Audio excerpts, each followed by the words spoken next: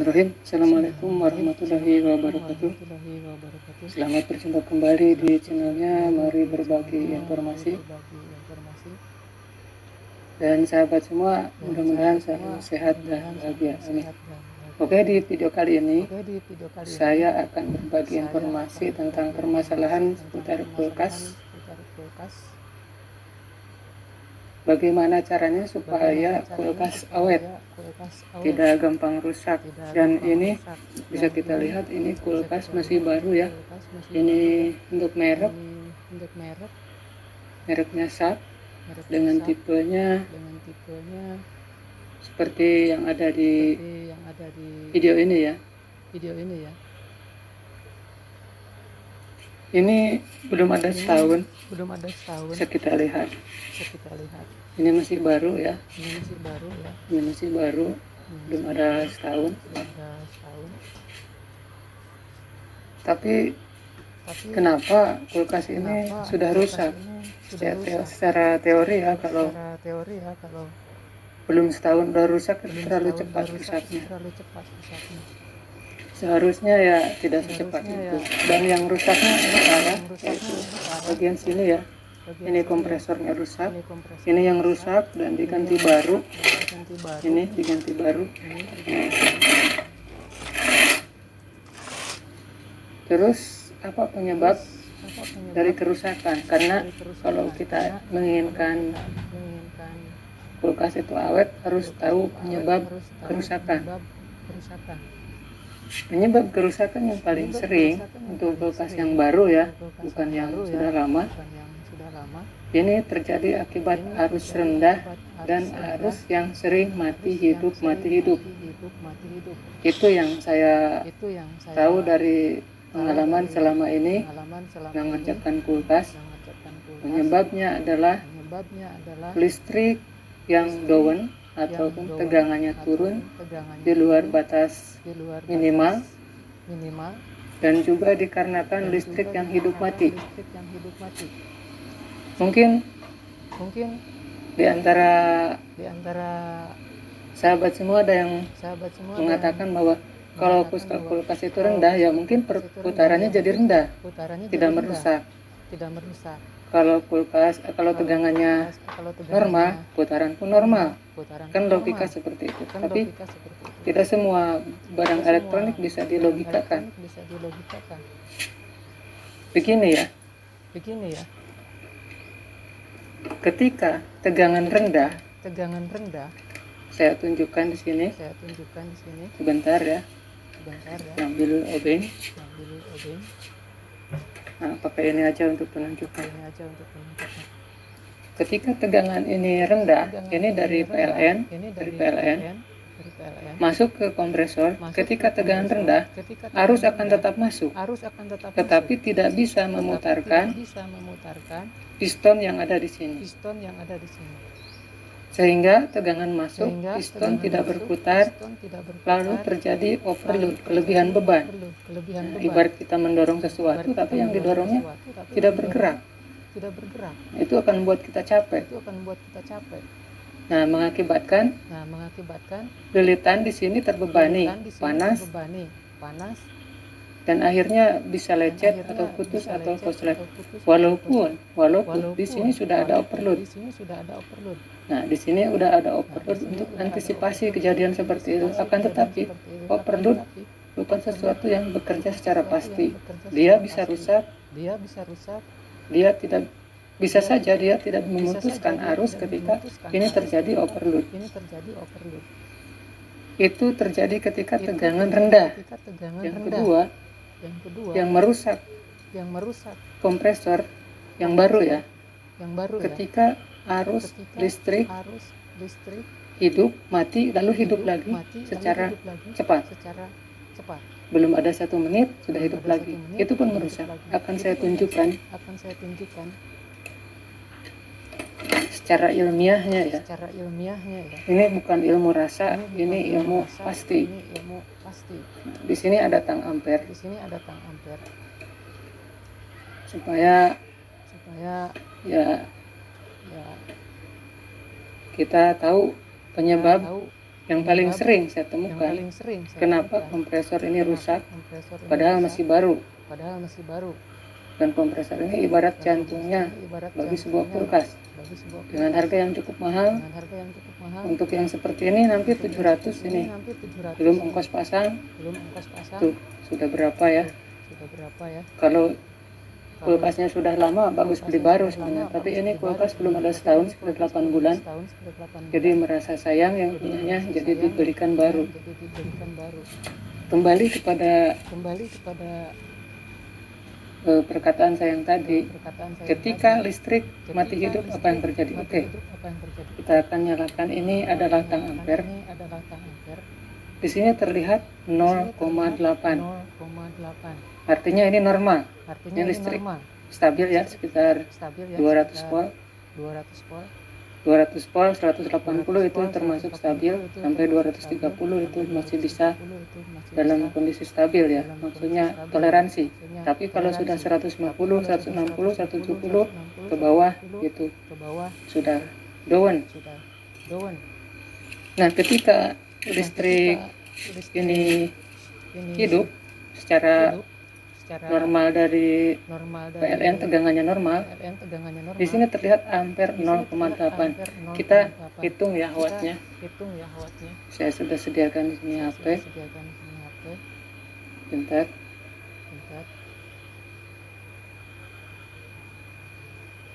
Ya, ini adalah kalkulator. Kita hitung untuk daya yang dihabiskan atau dibebankan ke kompresor itu berapa. Daya itu adalah watt. Untuk menghitung watt itu volt dikali ampere, tegangan dikali ampere ya. Tegangan listrik kita ketahui 220 secara umum ya, 220 volt dikali ini 0,8, ini ampere dikali 0,8. Kita lihat hasilnya 176 watt. Kita ingat ya, 176 watt. Ini kondisi normal. Jadi dayanya di sini 176 watt yang melalui kompresor dalam keadaan normal. Nah, bagaimana ketika listrik tiba-tiba mati lalu hidup lagi? Mari kita tes. Ini ada selokannya. Dari yang mana ini? Karena ada dua ya. Telusuri dulu.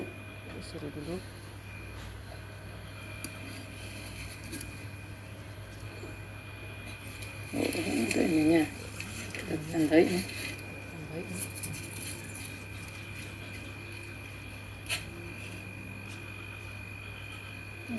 Nih, kita tanda ya.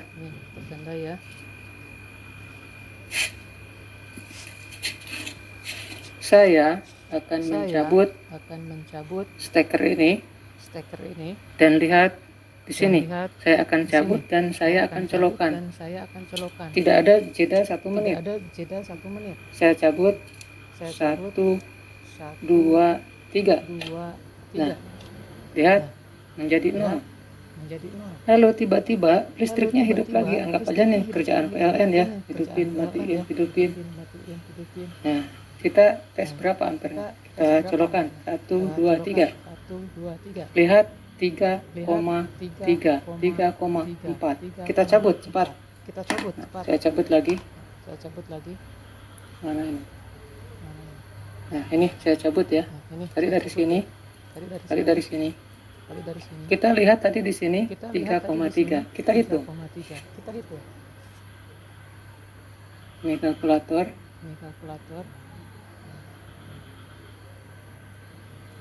3,3 ampere ya. Ini kan 3,3 dikali 220. Untuk menghitung daya seperti itu ya. Ampere dikali tegangan. Atau P dikali V sama dengan W, kan begitu rumusnya. 3,3 dikali 220, 2 dikali 200, tidak kelihatan, kurang atas. Nah gini, 3,3 dikali 220, hasil bisa terlihat 726 watt. Nah satuannya watt ya, kalau sudah voltase dikali ampere maka satuannya menjadi watt, jadi 726 watt. Jadi si kompresor ini bekerja dengan daya 726 watt. Bayangkan lilitan yang ada di sini, spool yang ada di sini bekerja dengan daya 700, berapa tadi? 726. Ya, 726. Sedangkan yang normalnya tadi 176 watt. Sudah berapa kali lipat daya yang dibebankan pada kompresor ini. Nah, disinilah akan terjadi panas yang berlebih dan merusak kompresor akibat dari listrik yang hidup, mati hidup secara cepat tanpa ada jeda. Kalau matinya dengan ada jeda sekitar 2 menit, 3 menit, maka kompresor ini akan aman. Dia akan memulai dari ampere yang normal. Sebetulnya memang pada kompresor ini sudah ada proteksi, yaitu di sini ada overload. Akan tetapi yang saya katakan tadi, overload bisa bekerja dengan baik, bisa juga tidak. Dan apabila overload bekerja terus-menerus, tetap saja lilitan yang ada di sini tetap terkena imbas dengan beban 726 watt. Ini seluruh di luar. Ini di luar kemampuan sebenarnya. Efeknya ini bisa rusak dan kita bayar listrik menjadi mahal. Karena daya yang digunakan tadi 726 watt tadi merupakan pemborosan. Kita tidak menggunakan, hanya coba pemborosan saja. Nah, seperti itu ya. Oke, ini sepertinya sudah berapa menit. Saya matikan kompresor ini. Sekarang saya hidupkan dengan adanya jeda yang lama. Apakah masih terjadi overload seperti tadi? Ampernya tinggi. Kita buktikan. Kita masukkan. Lihat. Ampere di sini menjadi normal ya, 0,9. Karena tahap pertama ampere naik sedikit, nanti kalau udah lama dia turun. Setelah di bagian atas atau di bagian freezernya dingin, di bagian evaporatornya mulai dingin, dia akan jadi turun. Nah, jadi itu salah satu atau beberapa penyebab yang membuat kompresor ini, kompresor kulkas itu rusak walaupun masih baru. Nah, lalu bagaimana cara mengatasinya? Cara mengatasi untuk arus atau tegangan rendah, kita menggunakan stabilizer. Nah, untuk yang kedua, mengatasi bagaimana listrik yang mati hidup. Apa kalau mati kita lepaskan, udah hidup mati, dicolokkan lagi ini stekernya. Tidak seperti itu ya, itu ribet. Bagaimana kalau tidak ada di rumah kita, dan itu sangat tidak mungkin kita nungguin kulkas. Caranya pasang alat seperti ini. Cara pemasangannya begini. Ya, cara pemasangannya begini. Maaf, ini tangan satu. Oh, ada tripod. Nah, cara pemasangannya begini. Ini baru ya. Kita ini lepas aja, ini dari sini. Dari vakum. Lepas. Kita pasang sini. Lihat, nyala. Berarti ini insya Allah berfungsi ya. Saya belum ngetes ini. Kita tes, udah nyala berarti cabut lagi. Nah, ini adalah yang ke kulkas tadi ya. Kita copot dulu. Nah, kita masukkan ke sini. Ini outnya. Ini tadi listrik masuk ke sini ya. Listrik masuk ke sini. Anggap saja ini PLN mati. Lalu tiba-tiba PLN-nya hidup lagi. Nah, ini colokkan. Ini anggap saja PLN-nya hidup. Kita colokkan di sini. Tep. Nah, lampu kedip-kedip, tetapi tidak langsung ke sini, tidak langsung ke kulkas, sehingga ampere di sini menjadi 0. Terlihat ampere di sini menjadi 0. Tuh. Artinya kompresor ini tidak bekerja. Nah, kompresor ini tidak bekerja. Maka kompresor ini menjadi aman. Karena ada jeda waktu. Jadi arus dari PLN atau tegangan dari PLN tidak langsung masuk ke kulkas. Dia ditahan dulu menggunakan timer. Nah, ini salah satu cara untuk mengamankan kulkas dari listrik yang hidup mati.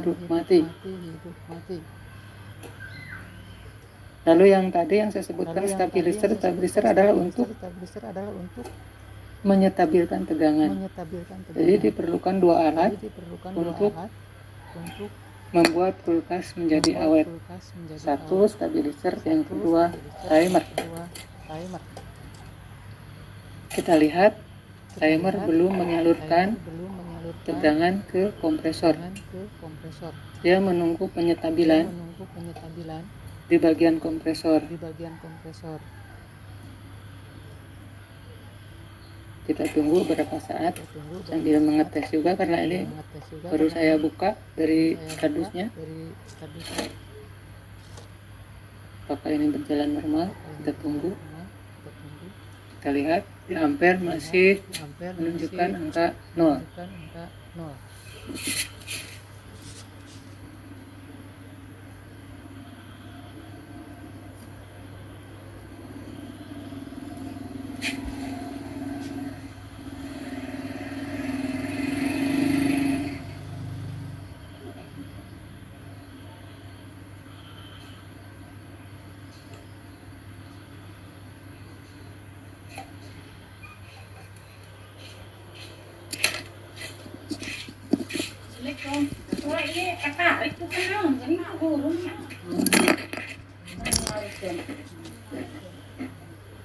Antas banyak antas baik di antas biasa maksudnya di contohnya namun memang biasa tak pesanan isi paket.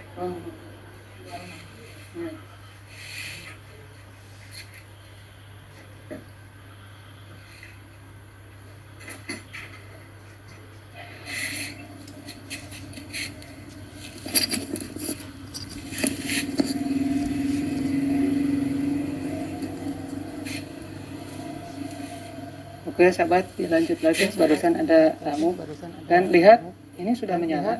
Sudah menyala hijau. Biru ya.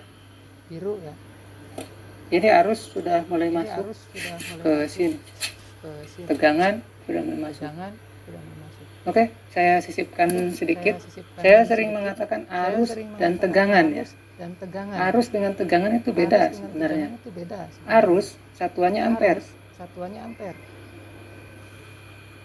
Arus satuannya ampere ya. Sementara tegangan satuannya volt. Dan untuk daya itu watt. Nah, di sini 0,8 berarti ampere, bukan arus. Ampere. Dan arusnya 220 volt. Saya tidak ukur arusnya, tapi ini tadi saya ukur ya, tidak diukur sekarang. Ini arus sekitar harusnya sekitar 240-nya. Nah, jadi begitu cara kerja timer untuk mengamankan kompresor dari tegangan yang mati hidup. Dan untuk stabilizer nggak saya bahas karena stabilizer itu sudah hal biasa ya, sudah sangat umum. Apakah menggunakan ini berarti tidak menggunakan stabilizer? Oh tidak, ini tidak bisa menaikkan tegangan ataupun menaikkan arus. Ini hanya sekedar untuk memutus arus yang mati hidup ya, tapi mati seda, untuk seda waktu. Jadi yang diperlukan untuk pengamanan kulkas adalah pertama stabilizer, yang kedua ini sangat penting. Selanjutnya untuk membuat kompresor kulkas awet adalah tidak memberikan freon yang berlebihan. Nah, mungkin ini untuk para teknisi ya. Kalau yang tadi saya sebutkan untuk semua orang.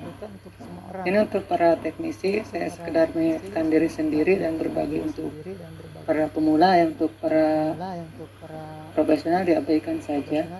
Tidak boleh mengisi freon secara berlebihan. Seperti saya kasih contoh nih. Ini di sini ada sebuah manifold. Lihat, saya mengisi kulkas ini dengan tekanan di 0. Lihat, ini 0 PSI.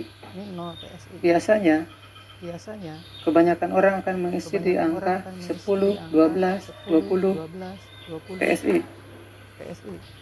Kenapa tidak saya lakukan itu? Karena di sini ampere sudah 0,8. Bila saya mengisi di angka 12 PSI, maka ampere akan tinggi, sehingga daya di kompresor akan besar.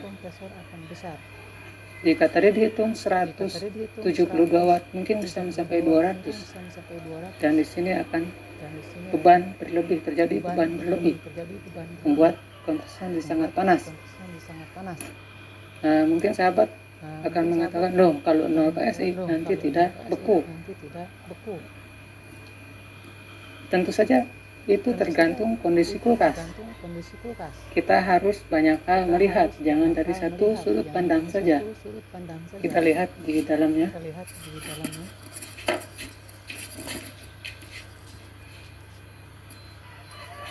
Ini sudah ada sertifikat halalnya ya. Apa kulkas mau dimakan? Tuh, bisa kita lihat. Ini sudah mulai ada sausnya. Nah, tuh. Ini mulai dingin, mulai beku, mulai ada pembekuan.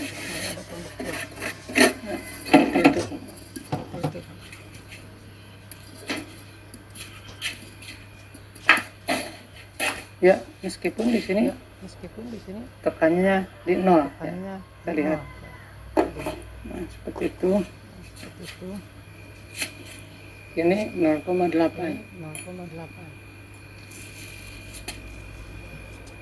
Oke sahabat semuanya, mudah-mudahan ada manfaatnya dari video yang saya buat ini. Dan saya mohon maaf apabila penjelasannya kurang bagus ya. Mudah-mudahan di video yang lainnya saya bisa memperbaiki kualitas video maupun penyampaian supaya lebih bisa diterima secara umum. Baik, terima kasih sudah menonton. Semoga selalu sehat dan bahagia. Wassalamualaikum warahmatullahi wabarakatuh.